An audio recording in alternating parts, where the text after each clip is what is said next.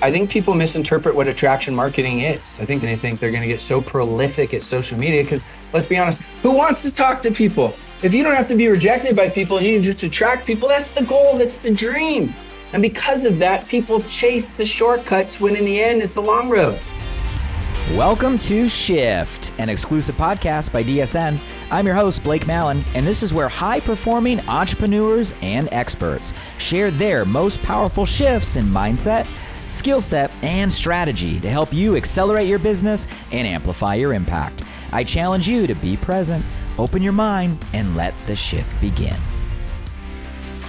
Welcome to Shift. I'm your host, Blake Mallen. Today's guest is someone that has not just built success in this profession.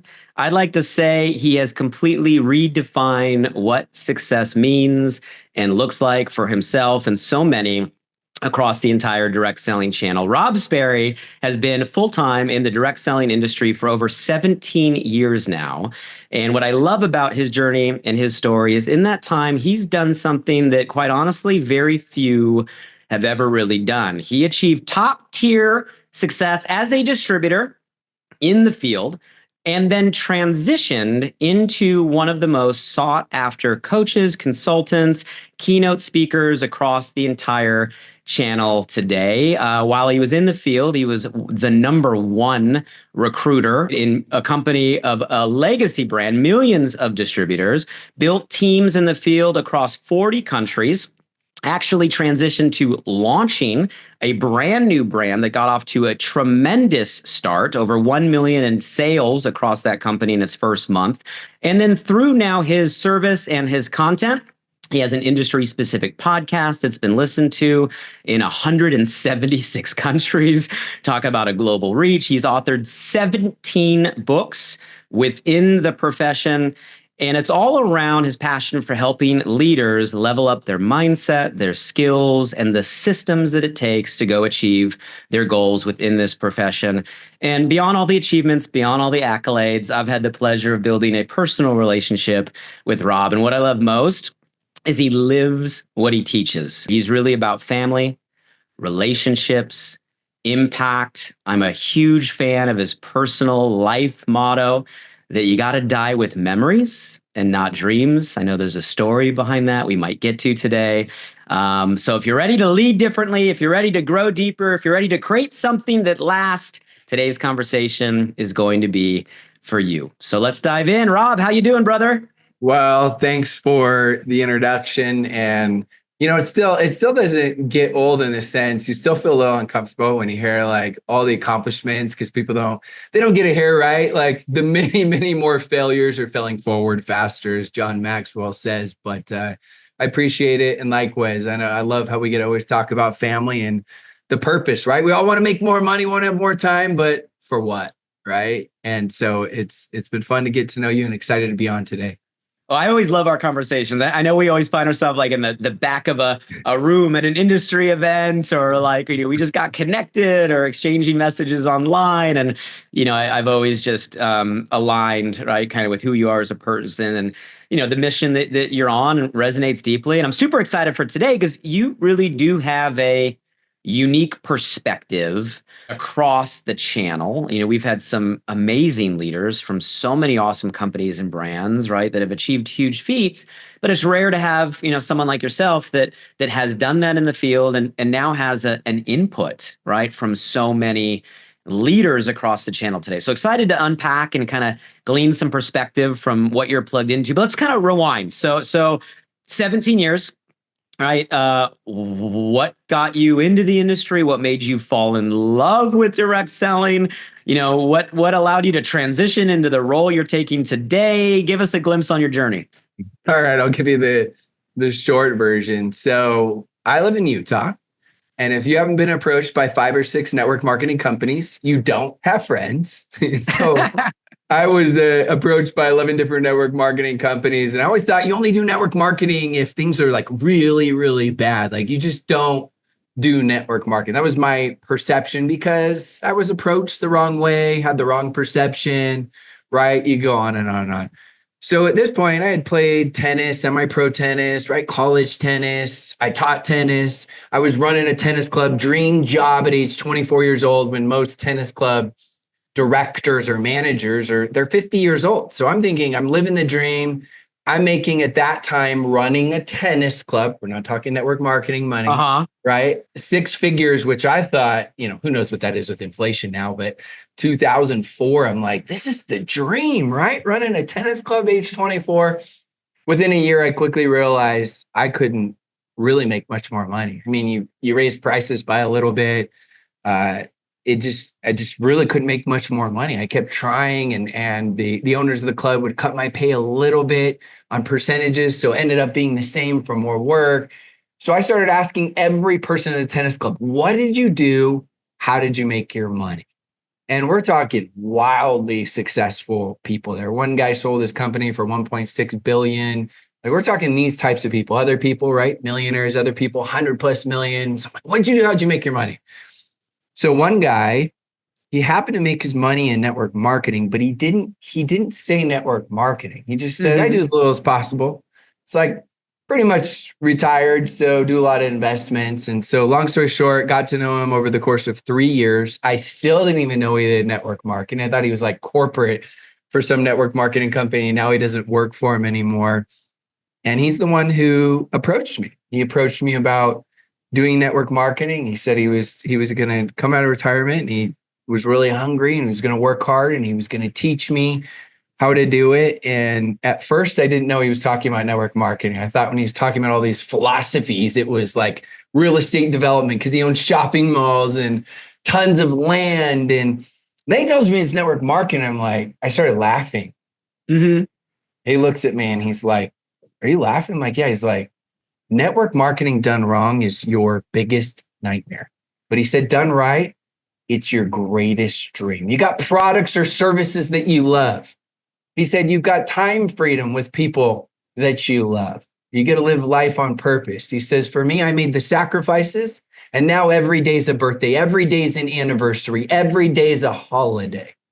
He said, so if you're willing to grind, because this will be the hardest thing you've ever done, every day can be a birthday, a holiday, and an anniversary. And I'm sitting there like, dang, like I've never heard anyone talk to me like this. And so I said, all right, let's roll. And so the short version, I got started, and of course went through the highest of highs and the lowest of lows. I just failed forward faster than most people. Well, you can't end there without me going deeper on those. So the highs, we always love talking about highs, right? And that's generally what we gravitate to, especially kind of in this world. It shows people what's possible, right? It's exciting, it's easy. But you and I both know, right, that the lessons are in the valleys, right? They're in the lows. So tell me a moment that maybe best describes the peak for you, right? A high moment. Maybe it was a moment, an idea, a place, and then contrast that with maybe a single moment that allows us to have a perspective on one of the low points. Give us those two moments in your journey. Yeah, I'm going to give the opposite of most, in the sense that most people, it's struggle, success. Mine was massive success, struggle, struggle. Mm-hmm. And so I started out really hot. Doing this business in August, typically a slower month. Doesn't have to be if you're tuning in, but typically a slower month. And I generated, I'm not going to talk about income, but let's just tell you, I generated in sales, I did over $45,000 in sales in 3 weeks in part-time. And so you can imagine the bonus checks. It was surreal. I'd never made that amount of money in a month of my life. Mm-hmm. So of course I'm thinking, like, they talk about residual income, right? I don't understand the difference between bonus and residual income. Okay, guys, like, it took me a while to learn some things, but I did take massive action. And so I quit my job. Oh, wow. Big mistake. I didn't know what I was doing. And this was a career. This wasn't just a job. It was a dream job. And I quit it after 3 weeks. So my second month, my check went down by about 80%. Third month, it went down again. Then it went down again. And then my fifth month, at this point, I'm working 80 hours a week. Well, let's be honest. It was fake work. was actually managing. I was not leading. I was trying to get everyone else to do what I did month one, but not what I was currently doing. I was hoping that one person or two people would just do what I did, and then I was set for life. Like the back of my mind, it wasn't network marketing. It was net dreaming, net hoping, net lottery ticket marketing. And so my fifth month, the check comes in. I'm going to tell you guys what it was because it was so low that this won't be an income. This is the opposite. Quite the opposite. Working 80 hours a week. I'll tell you what it is, but just know that I could have worked at McDonald's making minimum wage and I would have been filthy rich compared to this check. It was less than $400 for the month. There was no direct deposit. So the check came in and my wife looks at the check and she says, is this going to work? Right? Because at the time, my wife and I, right, we had 2 kids at that time and this was our sole source of income. And I remember looking at that check and I'm like, and in my mind, I'm like, I have no clue what I just got myself into. And that's where I had to have that tough conversation with myself of I'm pretending to work. I'm filling time, but I'm not leading. I'm managing, and they don't need a manager. And I've heard this, but I still am trying to cheat the grind. I'm trying to cheat, the grind and make things happen. And that's not real work. That's not real business. That's not how I grew up. That's not how I was taught. And so I had to get back to actually the true income producing activities. Working in this business is talking to brand new people about your business or your products. And so I did that, and my volume went up by, I think it was 3-fold, never drop below that. And it was just such a great learning lesson for me where I started out the peak and saw what was possible. And I got away from what got me there for various reasons, right, that we go through, and went through that massive just valley, that bridge of tears that every leader has to go through. I'm curious, and I don't know your full story. Was there another one of those peak and then valley again moments later on? Like, did you go there, you went through the crash and you rebuilt, and was it stable right from that point forward? Or later on in your journey, did you go through another version of that extreme high and again that extreme low? I'm just curious if the cycle repeated. The answer. That's why you're asking without knowing my story, because every leader has to go through that over and over again, right? It's like you got to climb the mountain again, and you have learning lessons and relearning lessons, right? You got to relearn things. So absolutely, I do believe I created a higher low, meaning the base had increased. So the low wasn't as low the next time, but you get caught up, and we see it with economies. That's why they go through recessions over and over again, because it's human nature. And so for me, I do remember where I started to transition from a leader of followers into a leader of leaders. And as I started doing that, I started catching myself again when the checks were high into management mode, because when things are good, we typically think they're better than they really are.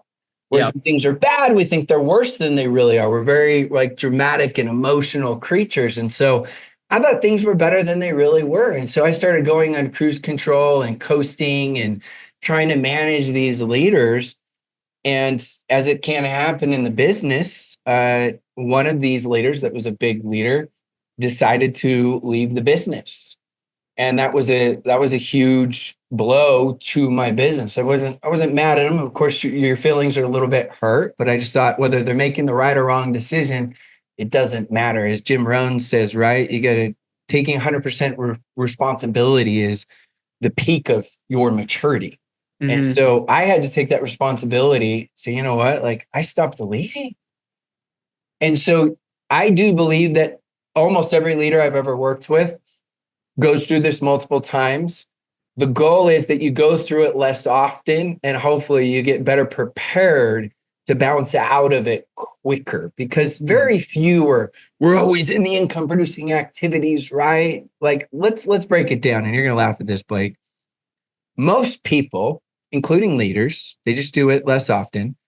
They work at the end of the month and they create about, and I'm guessing, right? 80% of new enrollments, right? Because urgency is synonymous with wealth. And then those last, say, 5 days of the month carry a little bit over to the beginning of the month. Maybe that's 4 or 5 more days. So then that means about the 6th through the 24th, everyone's fake working. Like, hey, did you watch the training? Right? Like, and they're like, oh, did you watch this? I tagged you on that. Like, hey, are we going to this? And they're cruise control because we operate off of deadlines. Well, the leaders go through variations of that, but they're more in those income producing activities and they're leading more often. So I had to learn, relearn this over and over and over again. I got better at it. I'd stay in it longer, right? When I fell out of it, I'd get back into it, the income producing activities quicker and quicker. But it's definitely a lesson that everyone's got to learn over and over again. I had a feeling, like as you alluded to, I knew you knew. I mean, and I don't know your full story, right? But I know, Rob, when I look at my journey, it very much is like the peak to valley, right? And, the mountain top to the bottom. And you think, as an entrepreneur that at some point that cycle will end, right? And it's just going to be this perpetual growth trajectory. And at least in my 25 years, I haven't found that yet. So I love asking other entrepreneurs that have the perspective if they have. And you also have the vantage point of working with a lot of leaders, right, throughout the channel. Let me just go a little bit deeper in those reinvention seasons, because I've found that while we all think that the magic happens in the part of our story from like where you are to the growth, right? Everybody wants to know, well, what was the mindset? What was the belief? What did you do different in the growth that created the momentum, that created the victory? And there's not enough people really asking the question of, well, no, when you were in the dip, the plateau, the stuck, the reinvention season, what was it there that actually allowed you to make the turn and go at it again? Because in my perspective, it's that makes the difference if you're going to make it big, make it long term, right, in this channel and as an entrepreneur. So take me to those either from your own perspective or now having coached, obviously, a lot of people that maybe are in those seasons. What are the common traits, either beliefs or skills, that help someone reinvent when they're in that plateau period from your perspective? For sure. Whether that's burnout, whether that's whatever the reason is, right? And the word you just gave is perspective. So first off, and I'm going to say this, and this is a long answer. I'm going to try to go quick but deep on this, is burnout really is a perspective. So it may be burnout, it may not be, you just unplugged, but most of the time it's some sort of burnout. If someone's burnout, let's just say you're burnout and you're listening to this right now, and then all of a sudden someone joins your team and brings in 50 people, are you still burnt out? The answer is no. It's a perspective of the direction you feel like you're headed and the expectation of what it's going to take. So that right there helps you understand, okay, I get that, but I'm still feeling this way right now, as Blake's saying, like, how do I get out of this? It's going to take a little bit of everything. So yes, the belief levels, I believe the 5 really core beliefs is, what's your belief? And I just do this as self-audit. On a scale of 1 to 10, what's your belief in the network marketing profession? On a scale of 1 to 10, what's your belief in your company? On a scale of 1 to 10, what's the belief in your products? On a scale of 1 to 10, what's the belief in your, I'll call it leadership/systems, right? On a scale of 1 to 10, what's the belief in yourself? And that's the hardest person you're ever going to have to recruit, is yourself. So you do that, and then wherever you fall short, look for evidence to help fill that gap. If the belief in yourself is low, is there someone that you feel like maybe doesn't have as many skills as you, but's had a lot of success? The answer is always yes, right? We know that in every company, and that's what's empowering about this profession. So the successful use comparisons like that to empower them. It motivates them. When my friends tell me how much success they've had, and it's 100 times more than me, I'm empowered. The unsuccessful or poor mindset uses the comparison to always think, what's wrong with me?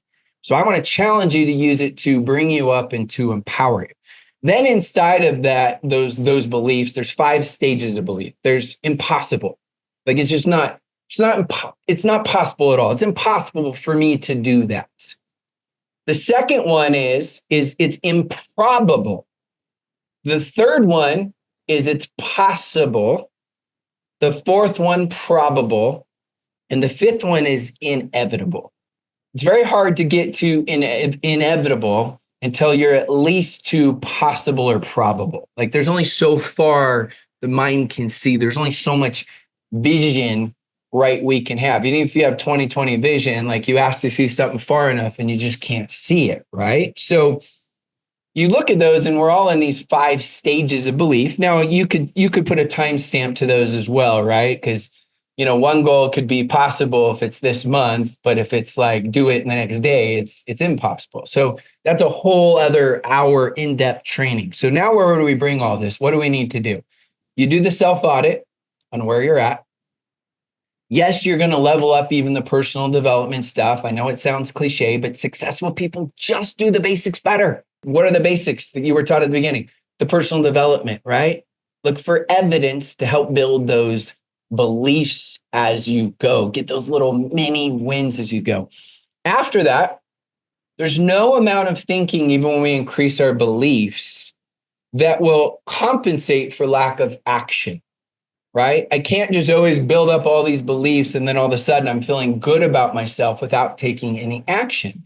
So the beliefs are hopefully to help your perspective to get you through these tough times. And so I believe that it's actually easier to rip the Band-Aid off. If possible, it's good to create a mini blitz for you. Not one that's too overwhelming, but one that's going to create a little bit of mini momentum for you. Because if you're out of that stage, right, as Blake's talking about, you're not going to get back in that stage from, well, I'm doing my one new invite a week. Like no one's like 6 weeks later, I'm feeling it, Blake. Like I'm feeling great. So I'm giving tough love, not fluff. And I'm not saying it's an easy answer. It's not easy to get out of that, but create a mini one for you. Now, some of you could do a week. Some of you like, I can't think that far, 3 days. Some of you are like, you know what? I just got to do one day where that I take it one day at a time. And I'm going to do, for me, a blitz would be 10.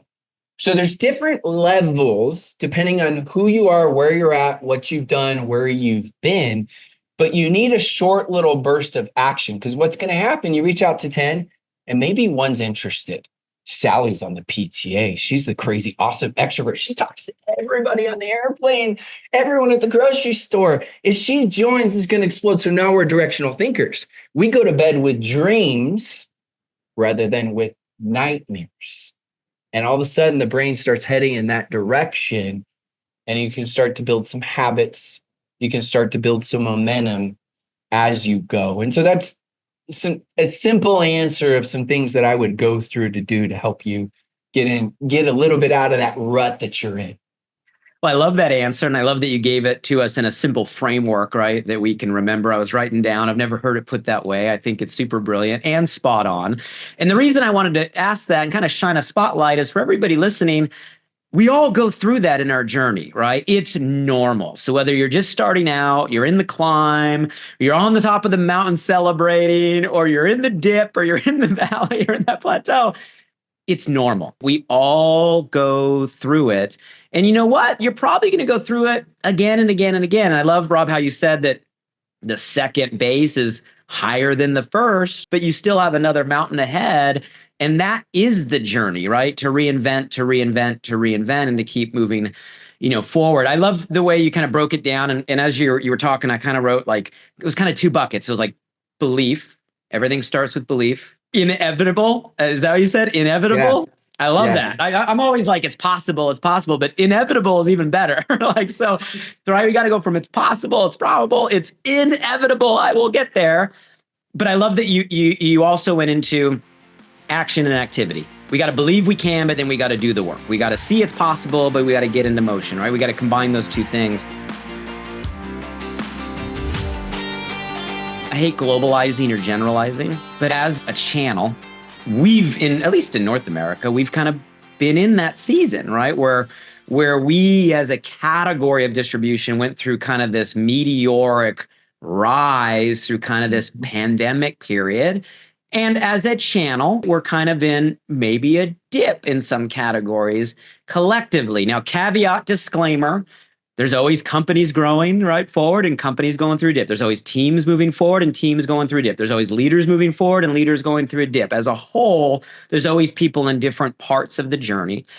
But let me ask you from your perspective, because you're tapped into what I think is probably one of the largest online communities of 6 and 7 figure earners across all companies, brands, sectors in the channel. It might be the largest. And I know you do an amazing job moderating and listening and observing and coaching.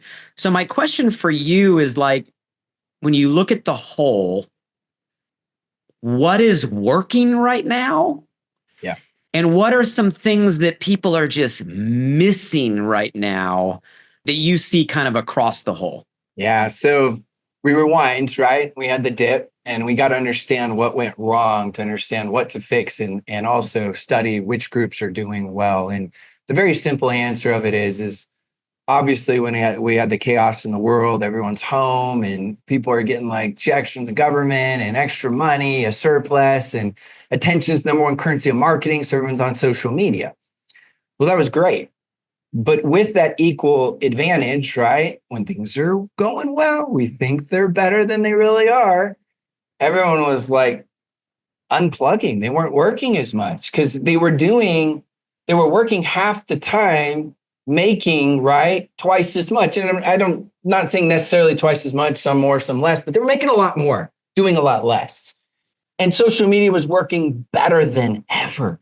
You could make posts and people were selling like crazy. So social selling became huge.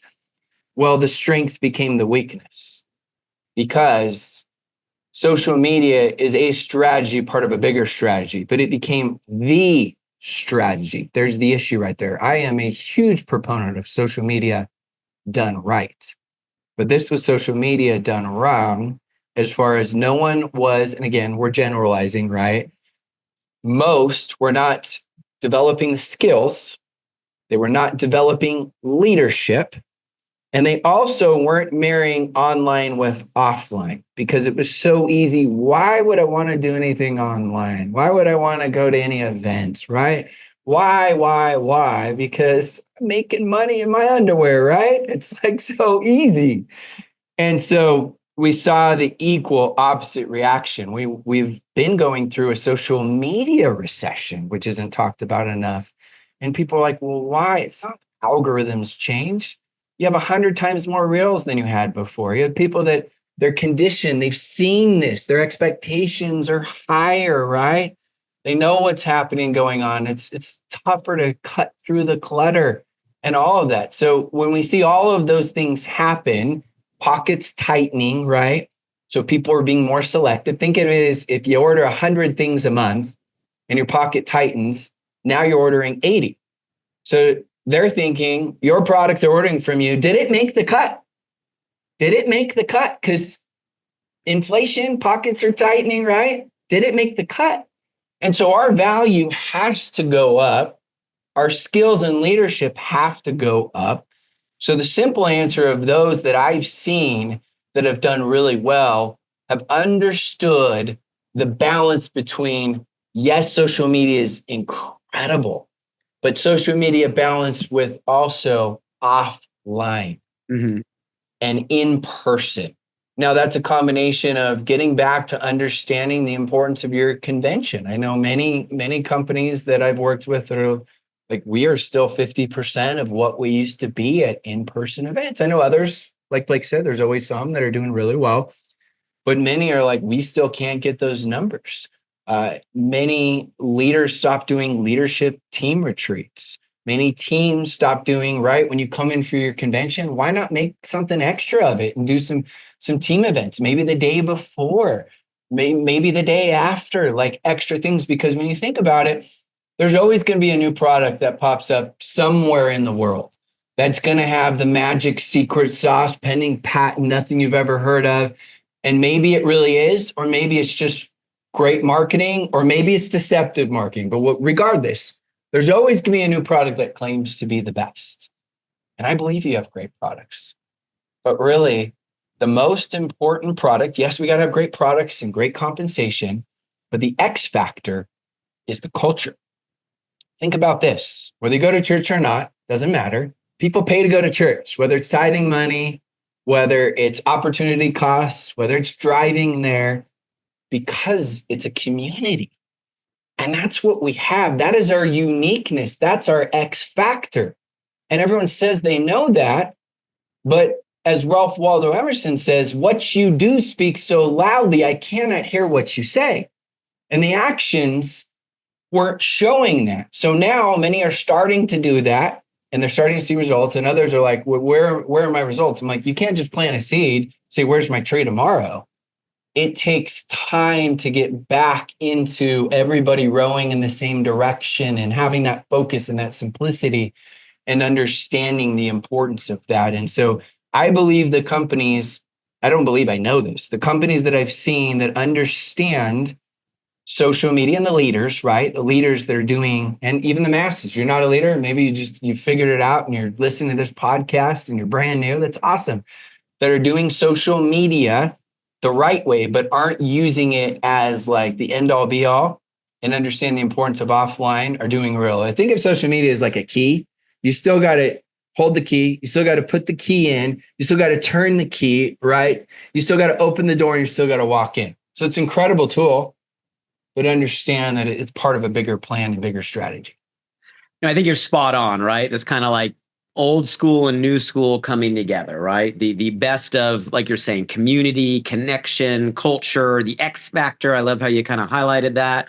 Has to meet this opportunity of a digital age, of a, connected platforms, our ability to have this type of attraction and conversation. And how do we bring these together? How do we reconcile kind of the best of all worlds? Maybe go one click deeper there, Rob. And can you give us some examples, some like tactical examples? And maybe you have a leader in your mind or an organization in your mind without saying who they are or what they are. What does that look like to maybe a newer person that's building a team, and or a leader that's leading a community? Like, what's that blend of like where social meets community, where digital meets connection? Like, what does that look like on a practical basis? Well, let's look at this first off. The Latino markets use social media a little bit less, and they're the ones absolutely just dominating right now because they stuck to in person. So why are we seeing everyone's trying to figure out why we're seeing the Latino markets absolutely crush it? Because they understand the importance of that X factor and culture, and they for the most part didn't become too heavy social media dependent. So if I'm looking at that, I'm looking at what are ways that we can meet more in person. Now, don't get me wrong. We treat this as a stay-at-home business. I'm not saying like old school where it's like every Saturday is 4-hour super Saturdays and every evening you're gone for 3 hours. Like, so please do not misinterpret. This is a balance and understanding, and the balance is always shifting. Sometimes it's too much, sometimes not enough. And you're going back and forth as you go. It's a living environment, a living culture, meaning that it's always adapting and changing. So if I'm a new person saying, well, Rob, this is great, but I don't know if my leader's going to listen or I want to take charge, how would I do this? Okay, well, you have your convention. You've heard probably this cliche, and cliches are cliches for a reason because they're timeless principles, that leaders are born at events. Literally, almost every single leader will tell you how an event changed everything. And it may not just be one event, but in general, it is that important. There's just no substitute. Like, imagine trying to tell someone you went to the best concert ever, and they're like, Blake, how was it? Oh, you should have seen the lighting and the smoke and the outfit and this one song. Like, you can't even do it justice. Or your favorite vacation, you went to Bora Bora or the Maldives or Hawaii, the sand was soft in the sunset. They're just like, yeah, cool. Right? Like, you can't, it's the same thing. So I would make the convention the biggest deal ever. And I know it sounds like people have heard this, but they're not making a big enough deal. Like, this needs to be constant promoting. This needs to be constant helping. Like, I don't care if we used to have people, and because you used to have this at your company events, like people would drive sometimes 20 hours and they would rent like vans and they would carpool and then they'd get Airbnbs and fit in 15 people. Like I'm telling you, you have to help figure out the solutions. Or they would have on Google alerts. They didn't have that back in the day now of flights that come up that are available to get people there. Like you're thinking for every solution. So convention make a much, much bigger deal. I promise you it will have one of the greatest impacts on your business. That return on your investment of time is massive. Next, well, you got people there anyways. What extra can you do to make it special? It doesn't have to be some big elaborate thing. It could be something fun you're all doing. Yeah, you should do your own little team event and meeting, lunches. Maybe it's all going to Top Golf or something fun. Maybe there's a beach spa you guys can do. Maybe it's a humanitarian project, right? But again, we're thinking in terms of culture. Those are all things you can do even if you have a team of 4 or 5. So if you're brand new, do that. If you're a leader, do that. So it doesn't matter your level. Now, if you're a leader, now you start thinking in terms of, okay, can we plan more local type, bigger, maybe regional events? Depends on how large your team is. Can we do leadership retreats? I'm not telling you got to break the bank. There are ways that you can get creative. It doesn't take money to make money. It takes creativity to make money. So there's ways you can start thinking of that. And then going back to the new person, great. Do you have 3 people that are local? Something that you can find a way to at least do something in person twice a month to create that culture, because as Stephen Covey says, begin with the end in mind. You don't have the big team yet. How do you start creating it?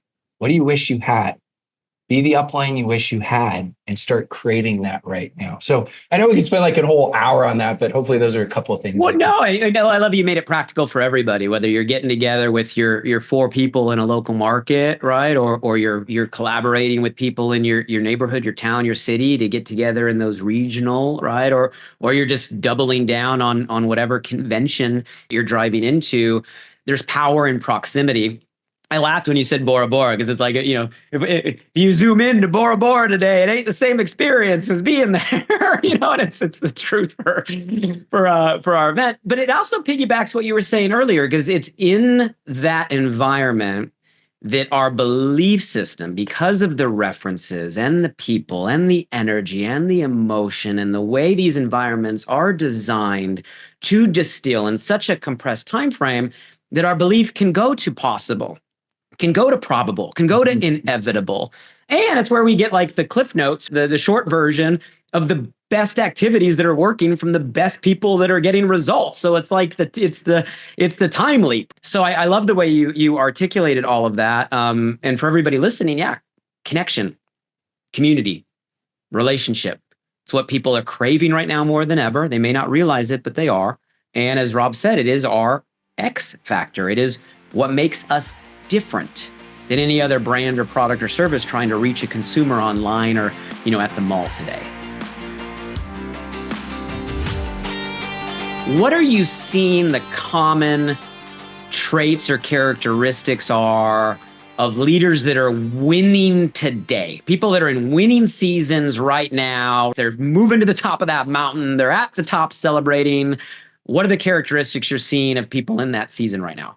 I think we're seeing a lot more focus. We're seeing a lot more simplicity, whether it's company owners, whether it's a leader, whether it's the newest person.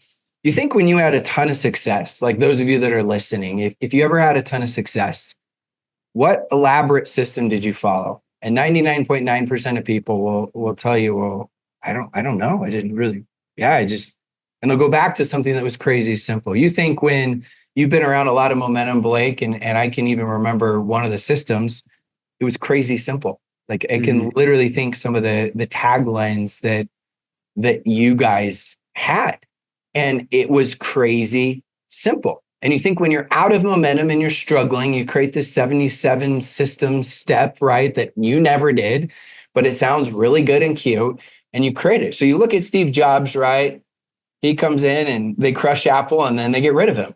And then they got to bring him back in the 80s. And when they bring him back, what does he do? First thing he does, they think, okay, what is this guy going to do? And he gets rid of 90% of the products, 90% of the products, because he wanted to establish focus. So this is in all areas. We're seeing this with leaders. This is on social media. Stop trying to be on 10 platforms. Be the master at one platform. Be great at one platform. And once you get to that point, you can look at repurposing content or other platforms. But stop being the person that chases two rabbits and catches neither. You look at simplicity as far as what are you going to focus on? Like everyone wants more of what they don't have. Business or products. You don't see very many that are great at, I'm so great at business builders and I'm also the master at customers. Both paths can be great. Choose a path, become great at it. Niches to riches. Now, I know the non-North Americans are listening and saying it's niche, but guys, it's both. Niches to reaches. And it doesn't rhyme, okay? So just listen to this crazy American if you are international. But it's niches to riches. And so you're seeing simplicity on which platform, simplicity on content, simplicity instead of promoting like a million products, like what's your lead product to get them in the door. And then after that, of course, you can have your other products that go along with the system, but it's one product, one story, one system, and the system should be extremely simple. And then what's your focus? I tell everyone, right? And I see this with teams, 80% of your time should be focused on brand new people, invites, business or products. Now, that's really hard to do, but in network marketing, make the plan for the plan of the plan of the plan, right? I listened to 12 books and I read the comp plan 10 times and I know the next incentive trip and it's how many new people did you reach out to? Well, I worked 20 hours and I reached out to 2 this week. It's basically like Michael Phelps, greatest Olympian of all time, studying how to swim for 50 hours and then he swims for 5 minutes. That's what we do in network marketing. So you're seeing this peel back with companies and leaders and everyone of understanding that focus is a superpower. We talk about weapons of mass destruction, right? Like that's like the nuclear type ones. Well, in our world, it's the same acronym, but it's weapons of mass distraction. And so that's the goal is for you. And trust me, I got ADHD, entrepreneurial ADHD. It stands for dude has dreams. So I have squirrel moments all the time. So I'm always trying to figure out ways with my calendar and my environment and like everything of like focus. And every quarter I relook at it. What are the main things, right? What's my focus, right, as we go. And so that's what we're seeing a ton more of after everyone was making so much, doing nothing. And then they were distracted trying to figure it out. And now they're like laser focused on the simple things. Weapons of mass distraction. I love it. But it's the truth, right? So I'm hearing focus, simplicity, distraction is the enemy of today. The attention economy, right, is what's needed today. And the only way to cut through is what you're giving us, right, is to focus on what matters and put the blinders on for everything else and make sure we distill that, right, to the people that we're in communication with. What else is not working right now? Social media spamming, relying just on social media, the post and pray where people think they can make posts and just like pray, like please, like people just join my business. You have less people joining just from a post than ever before. And so I think people misinterpret what attraction marketing is. I think they hear the term attraction marketing and they think they're going to get so prolific at social media because let's be honest, who wants to talk to people? If you don't have to be rejected by people and you can just attract people, that's the goal. That's the dream. And because of that, people chase the shortcuts when in the end it's the long road. So look at attraction marketing is it's not being so prolific at social media. People just join you right and left. It's actually, if you get good at social media, now when you do the deal, you do the business like you're supposed to, and you make those new invites on the business or products, instead of having 1 out of 10 that say yes, maybe it's 2 out of 10 because you've warmed them up a little bit. They get to know you. They like your style. They like your content. They've learned maybe a little bit about your business or products in a non-spammy way. And 2 out of 10 may not sound like a lot, but you just doubled your numbers. And so those micro numbers can end up being a lot. And so I will say, going back to the beginning, like looping it all together, what is not working right now is just relying on social media. Again, I'm being clear. I love social media. I think social media, I teach it a lot. It's just done right. it can help you out. Don't use it as a crutch. But that's what I'm seeing the most of the people that are still stuck on that and still paying so much money to try to figure that out and figure out just the shortcuts. And they're not doing the rest of the equation. They're still getting smoked and they're stuck. I think you're spot on. And, I understand the desire for efficiency, the desire for freedom in geography, to be able to build your business anytime, anywhere, palm of your hand, the desire to use the technology that we have at our disposal today to increase scale and increase reach. I think all that's great. But I also realize that like relationships is important, and like being around people that are like-minded energizes, and like being around, people you want to do things with and that fire you up and challenge you and make you better is something that people enjoy. If you create an environment, a culture, to use your word, right, that delivers those things that at the end of the day, we all really want ourselves anyway, we should want to bring people together, not only for our own growth, but for the enjoyment and the growth of those that we care about. It is, you don't want to sit behind a computer by yourself all the time, right? You want to be with people you enjoy being around, building something that matters. That's what we get, to do here. Rob, take out your crystal ball. Where can we go as a channel over the next 3 to 5 years? What can that possibility look like for us with what's in front of us? And what do we have to adapt? What do we have to shift? What do we have to make sure we do as leaders, right, of communities to move toward that vision? We've got a lot more competition now, and that's not a bad thing. I mean, you think, with Amazon now, you order something and you expect it here the next day. You expect one click. You expect more value. Like you said, it's the attention economy. So what we can expect is a great weeding out season. The companies, the leaders, even if you're brand new, right, you can tune in and you can consider this like a virtual upline, tuning into the shift, right? DSN does a phenomenal job, And the companies and the leaders and the newbies, whoever you are tuning in, that do not adapt will be left in the dust. Now, what does adapting mean? It's all the things we already talked about, right? We talked about the new school and the old school, the social media. We talked about the simplicity as we go. And on top of that, as we go, we have to provide more value. And yes, the culture can do that, but someone buys a product from you. Great. Is that it? It's done? You just hope they order forever? Like, what are you doing? Does your team have a system? Maybe you're a newbie and that overwhelms you. You can ask them. Maybe it's a simple Facebook group that you have, you provide value, or maybe you just create. Maybe your team isn't that big and you just start. It's not that hard to set reminders to maybe send a quick text message, as eventually you can plug into bigger systems or create them as they go. But we've got to have that human touch. And I know there's systems that can create that. When I buy a product, I want to know that it works. Like, it's like at that point now, I want you to sell me. Like, what is it supposed to do? Am I supposed to sleep better, have more energy, or ride, or gain more muscle, or whatever it is, or the service is supposed to help me with this or that, whatever it is. Like, I was sold, that's why I bought it. Now I want to be sold like a ton so that I keep buying it, so it doesn't drop below my priority list of products that I order. And so we will start to see the next 3 to 5 years, these emerging trends of, we can't be lazy.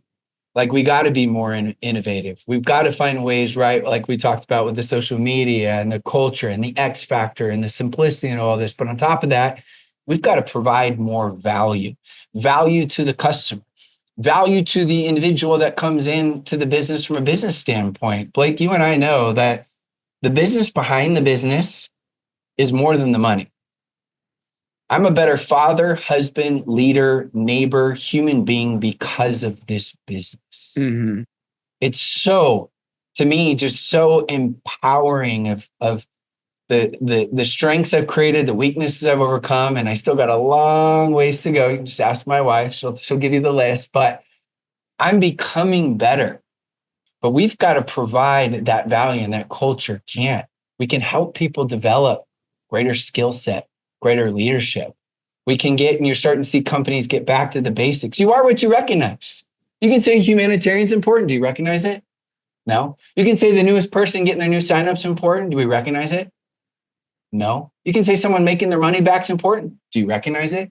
You are what you recognize. So don't tell me how important it is to you if you're not recognizing it, because then that tells me everything.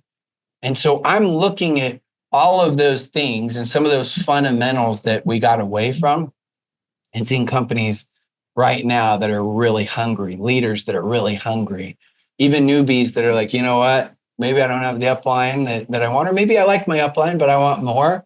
And they're tuning into stuff like this so they can, right, have more, build more, be more. Because I looked at some of these companies that maybe were stagnant for a while.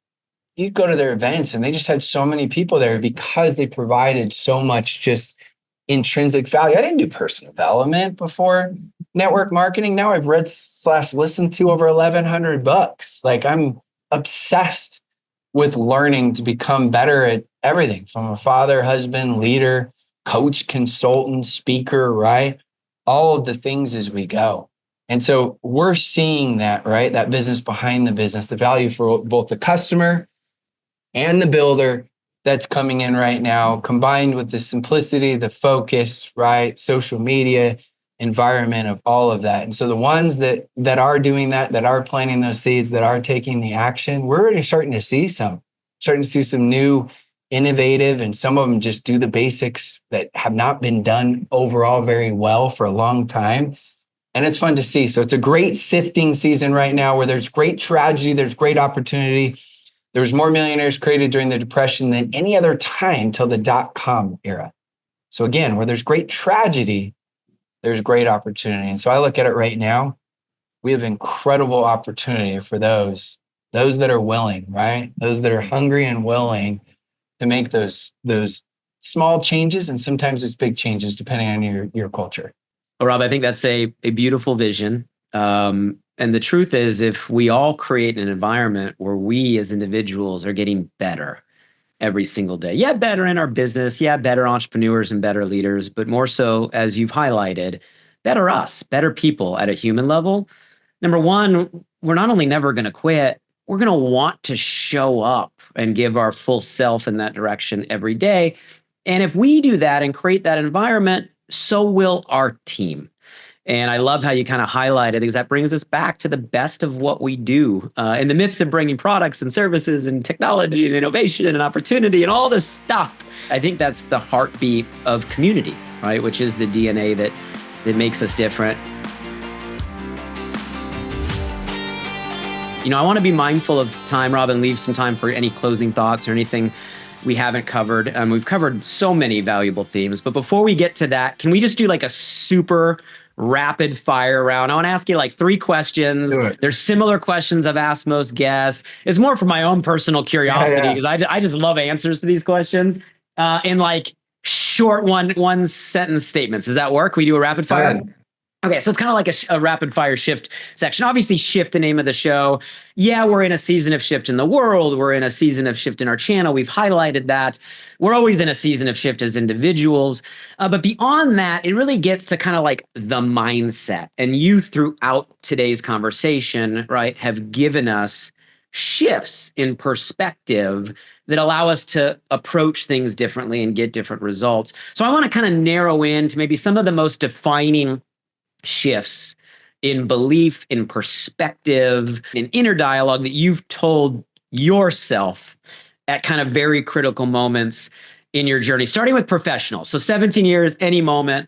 What's one of the most significant or defining shifts that you made that made the difference in your professional career? I had to come up with a saying, and it said this, and I won't say anything after to keep it short.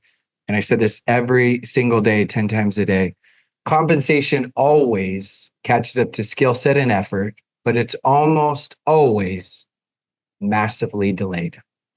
I love that. And absolutely true. So second question, same question, but in your personal life. So business aside, right? Rob Sperry as a human being in your life, what has been one of the most significant shifts that has allowed you to become who you are today?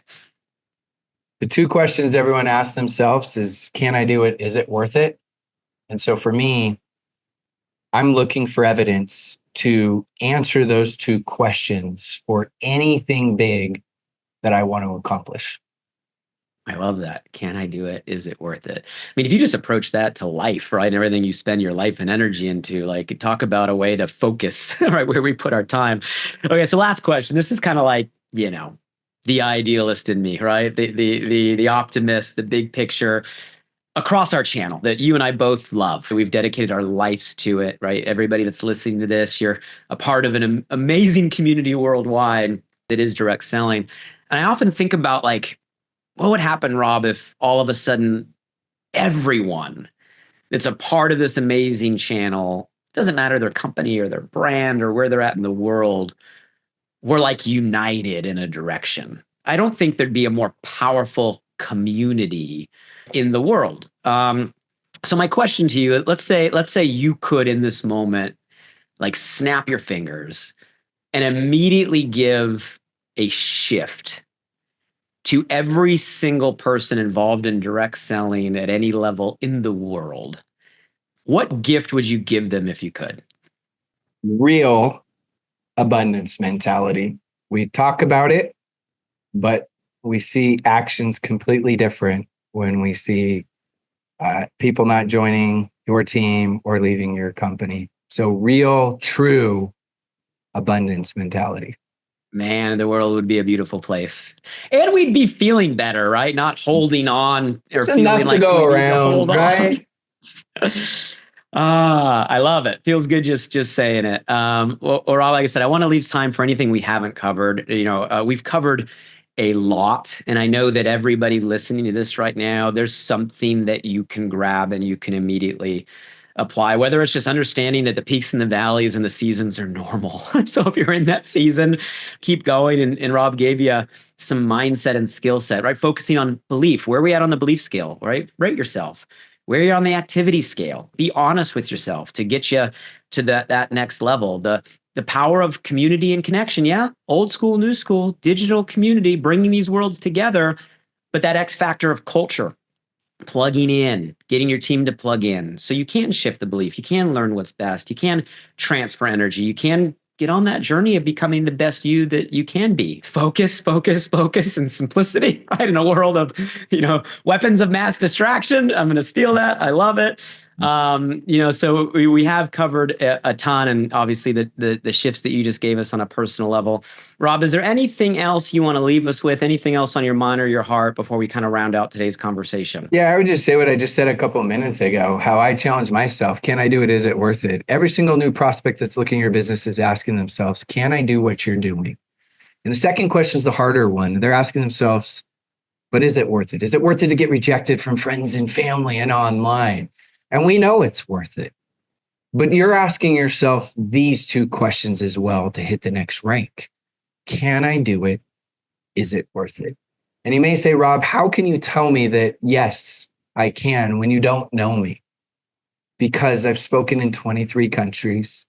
I've seen every walk of life, every type of background, old, young, male, female, everything you can imagine.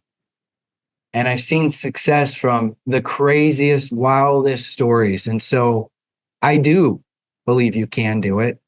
And I do know that it is worth it. Oh, Rob, I know I said I'd ask you one closing thought, but I'm going to tee up. Go ahead. I'm going to tee up at the end, and then we'll wrap because I can't not. So, first time I ever saw you speak, I think you were asked to give a keynote, and it really was around what is, I know, your kind of life motto. And I know this is your most requested keynote, and you can talk an hour just on this one statement that I'm throwing you at the very end. But to kind of round out this whole kind of life philosophy, die with memories and not dreams. Maybe round out today's conversation with what that means to you and what that can mean to us. Yeah, we all go through different experiences. And I went through, short version, a massive tragedy, a massive death when I was 16 years old. And there was some guilt, and there could have been even more guilt. And it was definitely a turning point in my life where I felt like I had a 95-year-old person's perspective at 16 years old, like no joke. To this day, I still think about death of the close ones that I love on a daily basis, not in a morbid way, in a way that actually gives me perspective to live each day with much more intention. I still have my bad days, bad moods, so I'm still human. But I'm telling you, like I even thought today, like people probably think I'm crazy. In my mind, I was thinking this at the gym. I'm like, I love my wife, I love my kids, I love my life, I love what I do. I love people. Like that's literally how I think, and it's in large part because of that. So we do crazy cool specific trips for our kids at 12 and 16, and my wife and I do several trips, just her and I, a year. We do 7 family vacations, and it all revolved around this massive tragedy that I had. That I didn't have the motto then. I had the motto without the exact words. Mm-hmm. And I heard these words, still don't know who to give credit for the quote, but it was over a decade ago. And I'm like, that's it. That's it. That's my life, because one day we're going to be on our deathbed, and that's all that's going to matter. It's going to be the relationships and the memories. And so I know what I'm working for. I know what I'm trying to fulfill my talents for. And that makes life even more fun and fills me with tons of gratitude. So thanks for asking though. I loved it when I heard it, and I loved it when you just said it again. And may we all, at the end of the day, whenever that day is, God willing, have a whole memory full of moments and memories, and not dreams left on the table with a bunch of regret. And you and I both know that this industry, right, wherever you're at right now, can be a vehicle and can be a path to create those moments. And today's conversation, it gave you a next step, regardless of who you are and where you're at. And I hope you guys listen to it. I hope you re-listen to it. More than listening to it, I hope you actually bring it into what you live every day and apply it, right, to move your life forward. Rob, thank you not only for the time today, right, and pouring into us with such kind of not only vulnerability, authenticity, but just energy. And more so, thank you for what you do across our channel every day, for all the people you coach, all the communities you're leading, right? And I know you're doing a lot just as a service to our channel, let alone the people that you're kind of mentoring on a day-to-day. And for everybody that is listening, thank you for being here with us. You know where to find this, right? So this is live. If you want to listen to us on Apple or Spotify or all the places, or what I love is you can see Rob. I mean, he looks good. Like you can feel the energy. Join us on YouTube. And again, a shift is a gift. So if you got value from today, that's the only reason we're here. Apply it. And if you got value, you can let us know by sharing it in your threads and your groups and your community with those that are alongside you on this journey. Obviously, shiftpodcast.com has not only today's conversation, but all the amazing past conversations of our guests, and the ability to nominate people that you think whose story we should shine a spotlight on. So until the next time, Rob, appreciate you, brother. Thank you for the time today. And for everybody out there, let's make the shift.